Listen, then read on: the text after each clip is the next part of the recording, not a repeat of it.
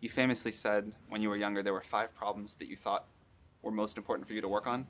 If you were 22 today, what would the 5 problems that you would think about working on be?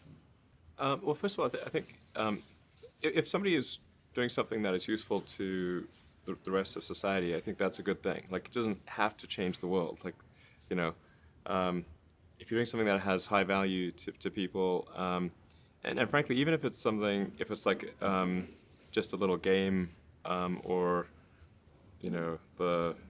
some improvement in photo sharing or something, if it has a small amount of good for a large number of people, I think that's fine. Like, stuff doesn't need to be changed the world just to be good. But in terms of things that I think are most likely to affect the future of humanity, I think AI is probably the single biggest item in the near term that's likely to affect humanity. So it's very important that we have the advent of AI in a good way. That is something that if you could look into the crystal ball and see the future, you would like that outcome, because it is something that could go wrong, as we've talked about many times, and so we really need to make sure it goes right. That's I think AI, working on AI and making sure it's a great future. That's the most important thing I think right now, the most pressing item. Then obviously anything to do with genetics.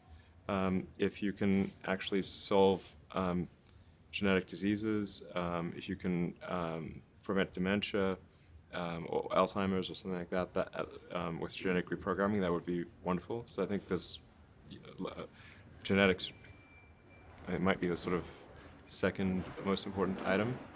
I think having a high bandwidth interface to the brain, like we're currently bandwidth limited. We have a digital tertiary self in the form of our email capabilities, like computers, phones, applications. We're effectively superhuman, but we're extremely bandwidth constrained in that interface between the cortex and your sort of that tertiary digital form of yourself. And helping solve that bandwidth constraint would be, I think, very important for the future as well.